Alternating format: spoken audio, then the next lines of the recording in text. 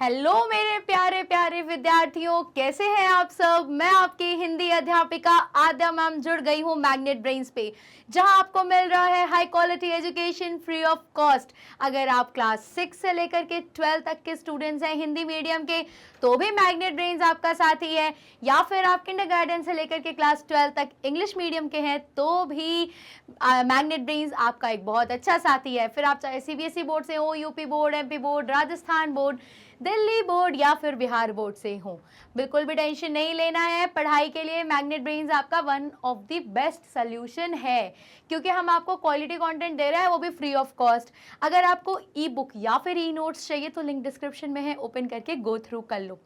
चलो बच्चों, देखो अभी तक हमारी जो क्लास 6 की न्यू एनसीईआरटी बुक मल्हार है, उसकी जो गाड़ी चल रही है वो आज पार्ट 12 पर आ चुकी है।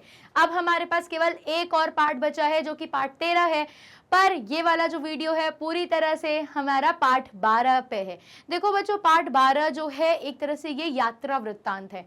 यात्रा वृत्तांत का मतलब है एक तरह से कह लो किसी जर्नी के बारे में बताना, जैसे ब्लॉगिंग होती है ना, बस ये यहाँ पे समझ लो ये रिटन ब्लॉगिंग है। जब हम वीडियो में करते हैं तो वो ब्लॉग होता है, लेकिन वीडियो वाला होता है। यहाँ पे ये जो है ये लिखित तौर पे है, इसलिए ये क्या है, ये ब्लॉग समझ लो, ठीक है, हिंदी के ब्लॉग।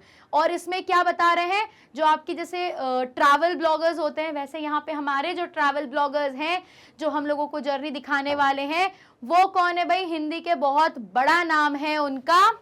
आओ उनका परिचय लें। हमारे लेखक भी यही हैं और हमारे सिंपल भाषा में कहें तो हमारे ट्रैवल ब्लॉगर हैं। ये ब्लॉगर नहीं, ब्लॉगर है, मतलब लिखित तौर पर ये आपको चीजें रख रहे हैं। और उनका नाम है बच्चों, कहाँ गया ये, रामधारी सिंह दिनकर जी, ठीक है। हिंदी साहित्य में इनका नाम बहुत ही इज्जत से लिया जाता है। और दिनकर जी जो हैं कह सकते हो मुक्त छंद लिखने वाले कवि भी हैं और लेखक भी हैं, ठीक है। अब इनके बारे में जल्दी से परिचय ले लेते हैं। आपने जो रोचक यात्रा वृत्तांत पढ़ा है या पढ़ेंगे, उसे हिंदी के प्रसिद्ध लेखक रामधारी सिंह दिनकर ने लिखा है। दिनकर की रचनाओं की विशेषता है, देखो इनकी विशेषता क्या है, जो भी ये रचनाएं लिखते हैं, भारत और भारत की संस्कृति, भारत और भारत की संस्कृति, ये जो भी लिखते हैं ना, कोशिश करते हैं वो इन्हीं दोनों विषयों पर आधारित हो। आगे, उनकी रचनाओं में वीरता, उत्साह और देश प्रेम का भाव अधिक है। आपको पता है बच्चों, जो हमारे दिनकर जी हैं, मुक्त छंद इन्होंने ही एक तरह से शुरू किया था। और मतलब बहुत सारी इनकी अधिकतर कविताएं जो है मुक्त छंद की। मुक्त छंद मतलब तुकबंदी उसमें जरूरी नहीं है, उसके भाव बहुत प्रबल हैं। और अधिकतर इनकी जो कविताएं हैं वो वीर रस की हैं, उनमें उत्साह होता है और देश प्रेम का भाव तो उनके अधिकतर हर रचनाओं में होता है, ठीक है। आगे बढ़ते हैं। स्वतंत्रता मिलने के बाद भी भारत का गौरव गान उनकी रचनाओं का विशेष बना रहा है। क्या विषय बना रहा है, विषय नहीं, विशेष नहीं, विषय बना रहा है। क्या विषय है, भारत का गौरव गान। स्वतंत्रता मिलने के बाद भी हमारे जो भारत है उसके गौरव गान जो है हमारे दिनकर जी करते रहते हैं। आगे, उन्होंने आप जैसे बच्चों के लिए भी पुस्तकें लिखी हैं। जैसे आप जैसे बच्चे हैं ना, छोटे छोटे आप लोग, प्यारे प्यारे क्यूट बच्चे, उनके लिए भी उन्होंने बहुत सारी पुस्तकें लिखी हैं। जैसे मिर्ची का मजा, पढ़कू को की सूझ और सूरज का ब्याह। नाम पढ़ने में कितना मजा आ रहा है ना, ये उनकी कुछ रचनाएं हैं आदि, ठीक है। यहां तक समझ में आया। तो मतलब हमारे जो है ब्लॉगर कौन है भाई, रामधारी सिंह दिनकर जी, इनको हम लोग दिनकर जी भी कहते हैं। यहां तक समझ में आया। अब पढ़ते हैं इनके बारे में। इन्होंने जो यात्रा वृत्तांत लिखा है वो क्या है। अच्छा, एक और चीज मैं आप लोगों को थोड़ा सा बोलना भूल गई। इसका जो शीर्षक है बच्चों वो है हिंद महासागर में छोटा सा हिंदुस्तान। मतलब हिंद महासागर किसको कहते हैं, इंडियन ओशन में एक छोटा सा हिंदुस्तान। तो इंडियन ओशन में कौन सा वो छोटा सा हिंदुस्तान है, वो हम लोग इनके यात्रा वृत्तांत पर पढ़ते हैं। चलो, यहां से होता है पाठ का आरंभ। समझ में आ गया अभी तक की स्टोरी। अब यहां से स्टार्ट करते हैं। यहां पर मैं दिल्ली से 15 जुलाई को बंबई से, या फिर आजकल मुंबई जिसको कहते हैं हम लोग, मुंबई पहले के टाइम पे उसको बंबई कहते थे। मुंबई से चलो ले लेते हैं, मुंबई से 16 जुलाई को और नैरोबी से 17 जुलाई को मॉरिशस के लिए रवाना हुआ। भाई कहाँ जा रहे थे हमारे दिनकर जी, मॉरिशस, ठीक है। और ये बता रहे हैं मॉरिशस पहुंचने के लिए उन्होंने अपनी जर्नी स्टार्ट कहां से की। सबसे पहले वो 15 जुलाई को दिल्ली से निकले और मुंबई पहुंच गए। मान लो मुंबई वो 16 को ही या फिर 15 की रात तक या 16 को पहुंच गए, ठीक है। फिर 16 जुलाई को उनकी जो फ्लाइट थी वो वहां से मुंबई से कहां गई, नैरोबी, ठीक है। वो नैरोबी पहुंचे और नैरोबी से 17 जुलाई को कहां की फ्लाइट थी उनके, मॉरिशस की, ठीक। यहां तक क्लियर है। आगे के लिए रवाना हुए। इधर से जाते समय नैरोबी, नैरोबी कहां है बच्चों, ये देखिए केन्या में। केन्या एक जगह है, देश है, वहां की राजधानी है नैरोबी, ठीक है। नैरोबी की दुनिया में मुझे 1 रात और 2 दिन ठहरने का मौका मिला। मतलब 1 रात और 2 दिन, मतलब ऐसा समझो कि मान लो वो 16 को पहुंच गए थे नैरोबी, तो 16 के उनके पास दिन में थे, 16 की रात थे और 17 का दिन थे और 17 की रात में उनकी फ्लाइट थी कहां के लिए, मॉरिशस के लिए, ठीक है। तो हो गया ना, 2 दिन और 1 रात ठहरने का मौका उन्हें कहां मिला था, केन्या की राजधानी नैरोबी में। यहां तक समझ में आया, आगे बढ़ते हैं। अतएव मन में यह लोभ जग गया कि मॉरिशस के भारतीयों और अफ्रीकियों से मिलने के पूर्व हम अफ्रीका के शेरों से मुलाकात कर लेनी चाहिए। देखिए एक चीज देखिएगा, यहाँ पे 2-3 चीजें उन्होंने बताई हैं। अतएव मतलब ऐसा हो गया कि मन में यह लोभ आया। लोभ का मतलब क्या है, यहाँ पे लालच नहीं है, मतलब इच्छा जग गई। इच्छा का यहाँ पे मतलब है लाल। देखो लोभ का वैसे जो शाब्दिक अर्थ है वो होता है हमारी लोभ होना, जलन होना, ईर्ष्या होना, लेकिन नहीं, यहाँ पे जो है इच्छा से है। लोभ का मतलब है इच्छा। उनके मन में ऐसा आया, इसलिए देखो उनके पास 2 दिन और 1 रात ठहरना था, इसलिए उनके पास ऐसा मौका आया, उनके दिमाग में ऐसी इच्छा है कि काम करते हैं, वो मॉरिशस जा रहे हैं। क्यों जा रहे हैं, यहाँ पे देखो बच्चों उन्होंने कितने अच्छे तरीके से अपना रीजन बता दिया क्यों जा रहे हैं। मॉरिशस के भारतीयों और अफ्रीकियों से मिलने। मॉरिशस के भारतीयों मतलब मॉरिशस में कहीं ना कहीं जरूर भारत लोग हैं, भारतीयों का जिक्र है, और दूसरा वहां के अफ्रीकियों से मिलने, क्योंकि मॉरिशस जो है बच्चों वो अफ्रीका में है, तो इसीलिए वो वहां के जो जनरल लोगों से मिलने और वहां पे रहने वाले भारतीयों से, दोनों से मिलने के लिए वो मॉरिशस जा रहे हैं, ठीक है। लेकिन उससे पूर्व उनके दिमाग में यही विचार आया, लोभ आया कि काम करते हैं, इन लोगों से मिलने के पूर्व जब मेरे पास समय है तो हम अफ्रीका के शेरों से मुलाकात कर लेनी चाहिए। हमें अफ्रीका के शेरों से मुलाकात कर लेनी चाहिए। कहां पे, नैरोबी में, ठीक है। क्योंकि वो वहां पे 2 दिन और 1 रात रहने वाले थे। मुलाकात कर लेनी चाहिए। आगे, जहाज दूसरे दिन, जहाज यहाँ पे क्या है, यहाँ पे आपके वो नाव वाला जो जहाज है वो नहीं है बच्चों, ये विमान से है, मतलब हवाई जहाज, ठीक है। जहाज दूसरे दिन शाम को मिलने वाला था, मतलब अगले दिन शाम का फ्लाइट थी। अतएव हम जिस दिन नैरोबी पहुंचे उसी दिन नेशनल पार्क में घूमने को निकल गए। मतलब हम नैरोबी पहुंचते के साथ क्या किए, घूमने निकल गए। कहां पे, नेशनल पार्क में, ठीक है। अब यहां देखना नेक्स्ट लाइन में वो क्या बोल रहे हैं। नैरोबी का नेशनल पार्क चिड़ियाघर नहीं है। मतलब जो नैरोबी है वहां पे जो वहां का चिड़ियाघर, वो जो नेशनल पार्क है वो चिड़ियाघर नहीं है। मतलब दोनों में अंतर क्या होता है पहले ये समझो, ठीक है। जो हमारा नेशनल पार्क होता है बच्चों, वहां पे हम जानवरों को बंद करके नहीं रखते हैं, वहां जानवर खुले रहते हैं और जो टूरिस्ट होते हैं वो जा करके देखते हैं, वहां पे रोड बनी रहती हैं। और जो हमारा चिड़ियाघर है वो विपरीत होता है, वहां पे जानवरों को कैद करके रखते हैं।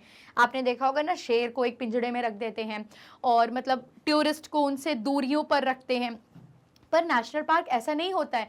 नेशनल पार्क ऐसा है कि जानवर खुले हैं, आप लोग एक तरह से खुले हैं, लेकिन आपको भी वहां पे गाइड वगैरह रहते हैं सेफ्टी के लिए, तो मतलब आप उनके पास खुले में जाके देखते हो, ये दोनों अंतर होता है। और नैरोबी में क्या है, नेशनल पार्क है, चिड़ियाघर नहीं है। समझ में आया। शहर से बाहर बहुत बहुत बड़ा जंगल है। शहर से बाहर क्या है, बहुत बड़ा जंगल है जिसमें घास अधिक, जिसमें क्या है, घास अधिक है, पेड़ बहुत कम है। भाई देखो कितना अच्छा सरकाज़्म मार रहे हैं हमारे दिनकर जी। जंगल है, ठीक है, वहां पे घास बहुत है लेकिन पेड़ बहुत कम है। घास बहुत है लेकिन पेड़ कम है। समझ में आया। जंगल है बिना पेड़ का, मतलब बिना पेड़ तो नहीं कहेंगे, है तो वो जंगल, वहां पेड़ भी हैं क्योंकि वहां जंगली जानवर भी हैं, लेकिन पेड़ों को काट दिया गया है। क्यों किया गया है ये आगे पढ़िएगा, आपको समझ में आएगा। यहां से चलते हैं आगे, यहां तक समझ में आया? चलो, लेकिन जंगल में सर्वत्र अच्छी सड़क बिछी हुई है और पर्यटकों की गाड़ियां उन पर दौड़ती रहती है। अब आपको समझ में आया पेड़ क्यों काटे गए? क्योंकि वहां पे उनको सड़कें बिछानी थी। किसके लिए? टूरिस्ट के लिए। जो यहाँ पे पर्यटकों लिखा है इसका मतलब यही है बच्चों, वहां पे टूरिस्ट की गाड़ियां दौड़ती हुई नजर आती थी। मतलब हम लोग जंगली जानवर को जंगल में भी आराम से रहने नहीं दे रहे हैं। हमारी मानवता इतनी अच्छी हो चुकी है। समझ में आया आपको? हमारे दिनकर जी कितना अच्छा सरकाज़्म मारे हैं। जंगल है, बहुत बड़ा जंगल है, लेकिन वहां पे घास ज्यादा है, पेड़ कम है। क्यों भाई? क्योंकि पेड़ को तो हम लोगों ने काट काट करके वहां पे सड़कें बना रखी हैं टूरिस्ट के लिए। आगे बढ़ते हैं। हमारी गाड़ी को भी काफी देर तक दौड़ना पड़ा। अब यहाँ पे हमारे दिनकर साहब हैं, वो भी टूरिस्ट बन के ही गए हैं, तो वही बता रहे जैसे बाकी टूरिस्ट की गाड़ियां दौड़ रही थी, उनकी भी गाड़ी जो है बहुत दूर तक दौड़ना पड़ा। क्यों दौड़ना पड़ा? मगर सिंह कहीं नहीं, कहीं भी दिखाई नहीं पड़े। क्यों दौड़ रहे थे? वो सिंह को देखने के लिए। सिंह मतलब शेर को, जो है जानवरों को देखने के लिए, सिंह को, शेर को देखने के लिए वो घूम रहे थे, लेकिन उनको कहीं भी सिंह नजर नहीं आए, इसलिए वो बहुत दूर तक उनको टहलना पड़ा। एक जगह सड़क पर दो मोटर खड़ी थी। एक जगह सड़क पर क्या थे? दो मोटर गाड़ी खड़ी थी, ठीक है, और उन पर तरह तरह के बंदर और लंगूर चढ़े हुए थे, और उन गाड़ियों पर तरह तरह के बंदर और लंगूर उन पे चढ़े हुए थे। आगे देखो, पर्यटक लोग इन बंदरों को कभी कभी फल या बिस्किट खाने को दे देते थे। अतएव मोटर के रुकते ही बंदर उससे घेर लेते थे।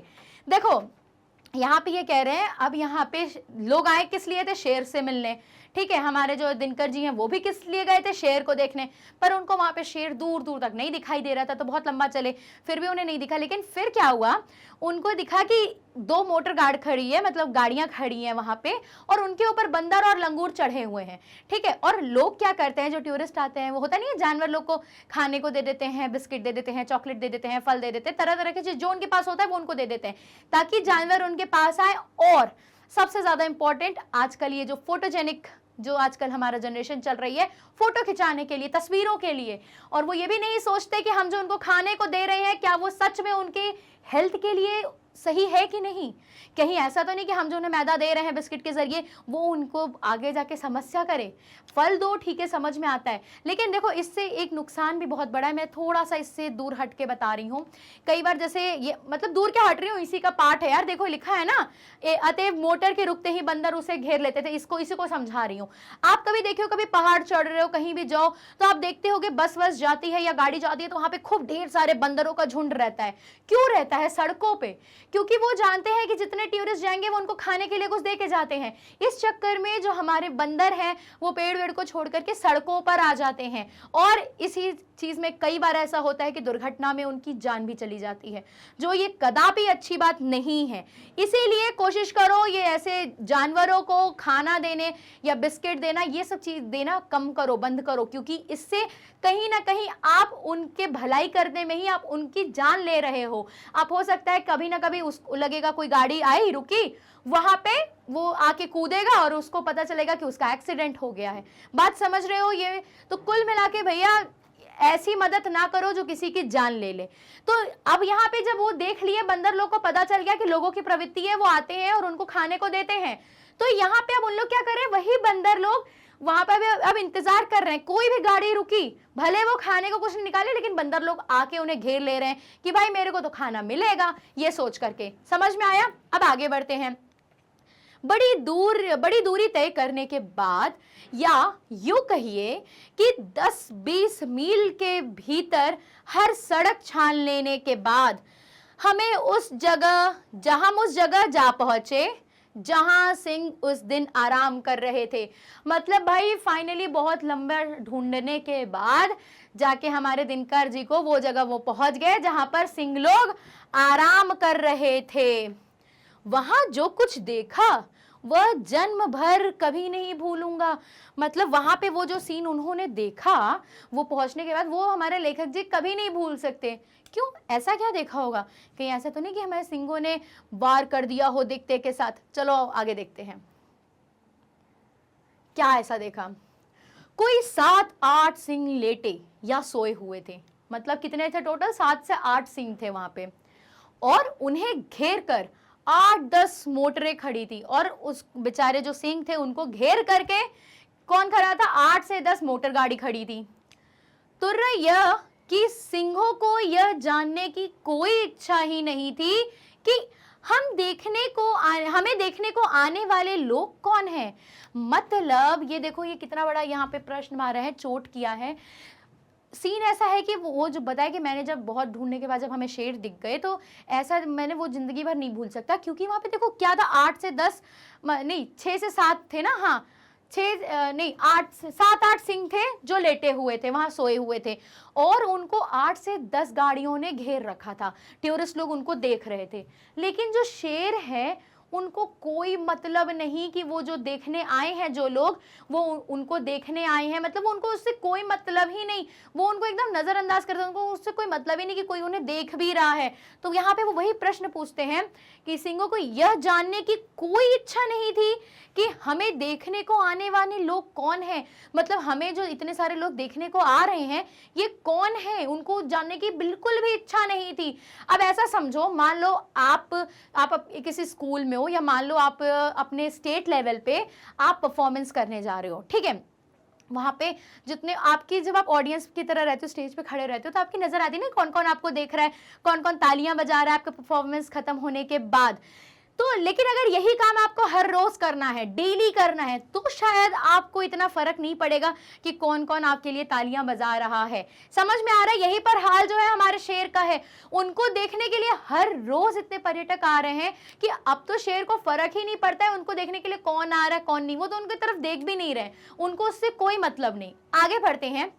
मोटरों और शीशे चढ़ाकर उनके भीतर बैठे लोगों की ओर सिंहों ने कभी भी दृष्टिपात नहीं किया। मतलब एक बार भी उन्होंने अपनी नजर उठा करके सिंहों ने लोगों की ओर नहीं देखा, ठीक है। मानो हम लोग तुच्छ ही अति तुच्छ हैं। इसका मतलब होता है तुच्छ अति तुच्छ, मतलब कि मतलब छोटे, एकदम तुच्छ कहते हैं ना, छोटा, एकदम बेकार, बेकार से भी बेकार है, समझ रहे हो, और उनकी नजर में आने के योग्य बिल्कुल भी नहीं हो। मतलब यहाँ पे दिनकर जी कह रहे हैं, भाई मैं शेर को देखने गया हूं, तो मैं क्या एक्सपेक्ट किया हूं कि भाई शेर भी मुझे देखे, एटलीस्ट एक नजर तो देखे, मैं उसको देखने कहाँ से आया हूं। लेकिन वो बोल रहे हैं कि यहाँ के जो शेर हैं उनको, सिंहों को कोई मतलब नहीं है कि मुझे देखने वाला कौन आया हुआ है। कई लोग मोटर गाड़ी पे बैठे हैं और उन लोगों ने शीशे चढ़ाए हुए हैं, लेकिन उनकी नजर एक बार भी, शेर की नजर उन लोगों पर नहीं गई। ऐसा लगा, मतलब जो हमारे लेखक है उनको ऐसा लगा कि मानो हम लोग तो बेकार से भी बेकार, इतने बेकार है कि हम लोग उनकी नजर में आने के योग्य ही नहीं है, हम लोग इतने तुच्छ हैं कि उनकी नजर में आने के हम लोग लायक ही नहीं है। समझ में आया? और उनकी नजर में आने के योग्य बिल्कुल नहीं है। हम लोग वहां आधा घंटा ठहरे होंगे, हम लोग वहां पे आधा घंटा तक वो वहां रुके थे। इस बीच एक सिंह ने उठकर जमाई ली, दूसरे ने देह को ताना, मगर हमारी ओर किसी भी सिंह ने नजर नहीं उठाई। हम लोग पेड़ पौधे और खरपात से भी बदतर समझे गए।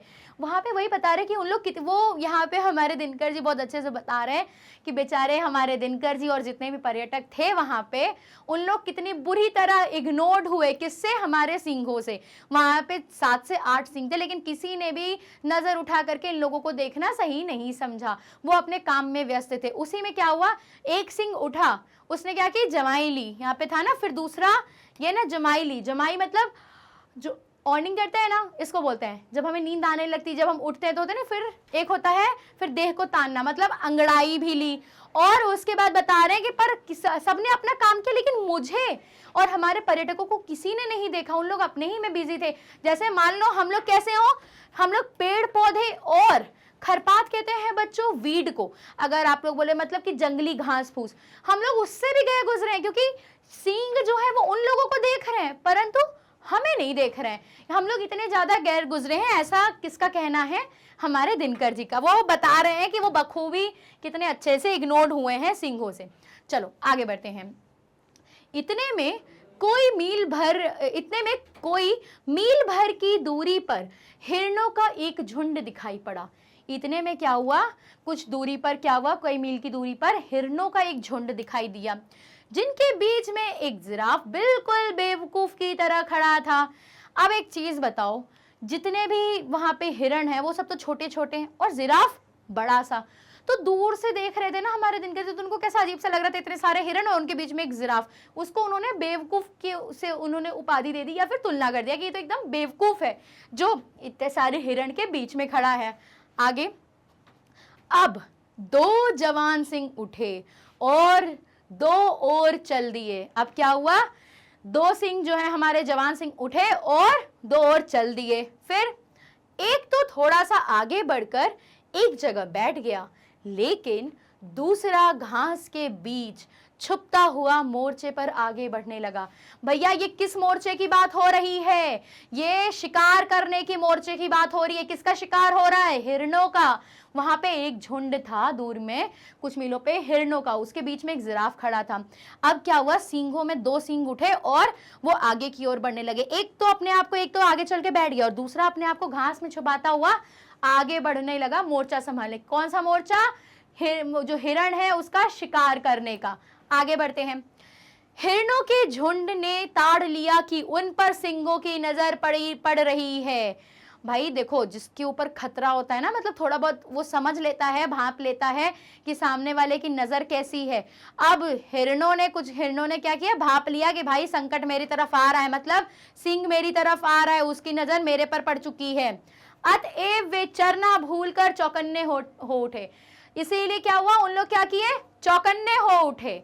ठीक है, चरना छोड़ दिए, जो खाना खा रहे थे उसको छोड़ दिए। भाई पहले जान बचेगी ना, फिर तो खाना खा लेंगे बाद में, पहले जान तो बचे।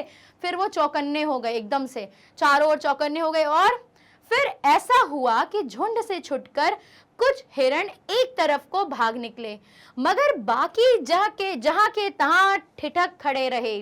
देखो उसके बाद क्या हुआ, एक टाइम ऐसा हुआ जैसे ही हिरणों को लगा कि सिंह उनकी तरफ बढ़ रहा है।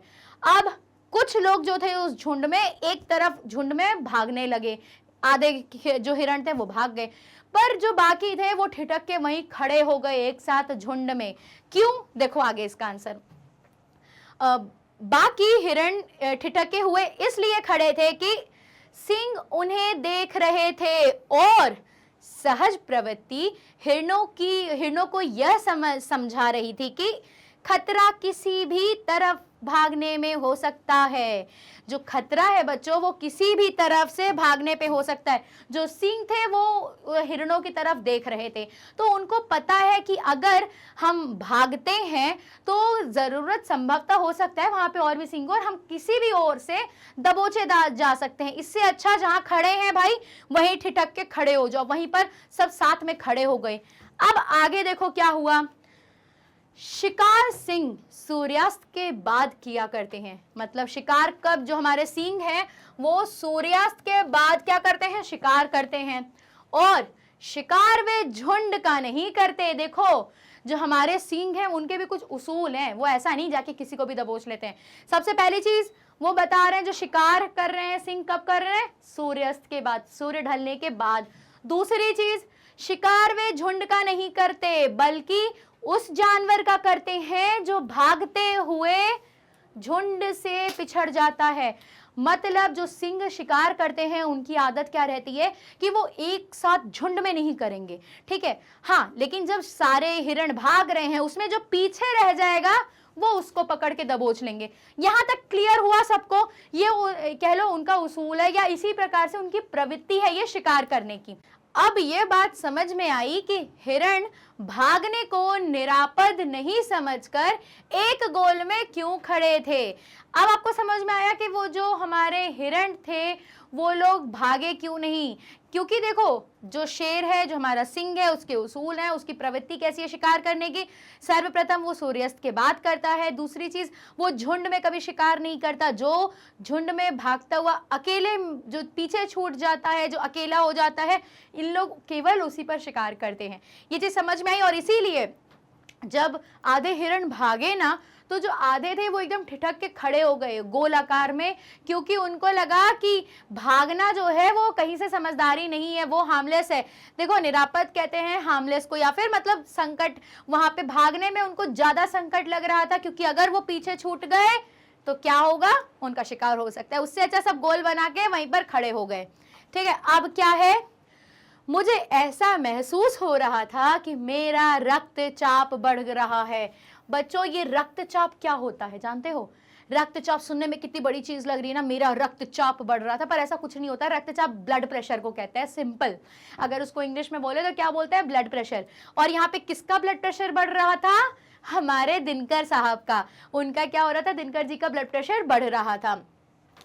अतएव मैंने तय कर लिया कि अब मेरा घर लौटना, अतएव मैंने तय कर लिया कि अब घर लौटना चाहिए। अब उन्होंने क्या तय कर लिया कि भैया अब घर को हमें लौट जाना चाहिए। यहाँ तक क्लियर है? वो सिंह को गए, देखे और देख करके कैसे वो वापस आ गए। चलो आगे, नैरोबी से मॉरिशस तक हम BOAC के जहाज में उड़े।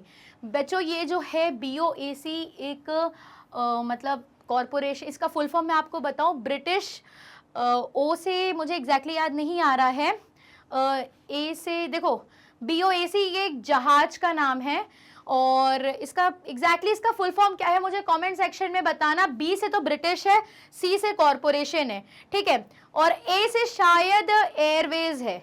अब ये O किसके लिए है ये मुझे थोड़ा सा डाउट हो रहा है। ब्रिटिश ऑपरेशन पता नहीं करके O क्या है इसका, मुझे जरा से आप कमेंट में मुझे बताना।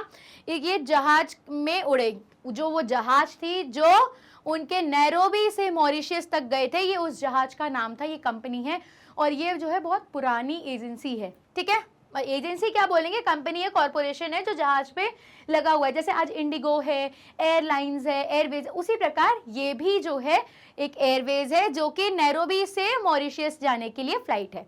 यहां तक क्लियर है? आगे, जहाज नैरोबी से 4 बजे शाम को उड़ा और 5 घंटे की निरंतर उड़ान के बाद जब वो मॉरिशस पहुंचा तब वहां रात के लगभग 10 बज रहे थे।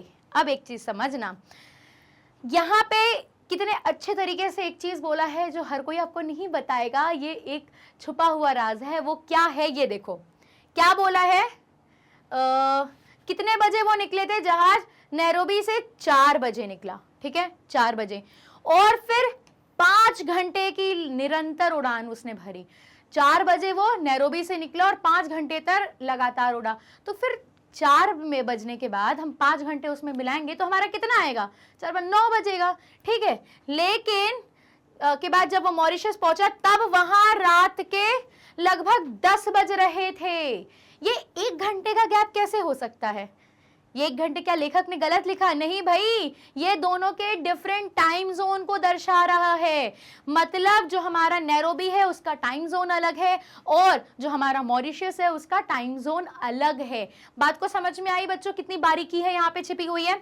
चलो आगे, रात थी, अंधेरा था, पानी बरस रहा था, मतलब रात भी थी, अंधेरा भी था और पानी भी बरस रहा था, मतलब वर्षा हो रही थी।